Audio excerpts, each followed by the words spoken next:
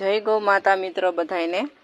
અળવીના પાત્રા તો બધાએ ખાધા છે, પણ આ જે ચોમાસામાં વાડમાં જે આ પાન થાય ને એ આને ફાંગોલા અમે કહી। તમે તમારી ભાષામાં શું કહો ને એ કહેજો, પણ આવા જો કે કોઈ ખાતું તો નહીં જ હોય, પણ અમે ખાઈ છીએ। આ સ્વાદમાં બહુ જ મીઠા લાગે છે। પાત્રા પણ તમે ભૂલી જશો। એના પાન જો આવી રીતના હોય છે કંઈક,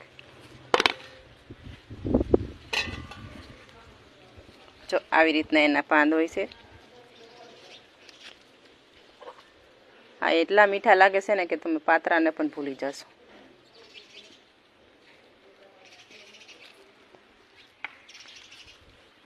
આ અમારી ગાયું છે।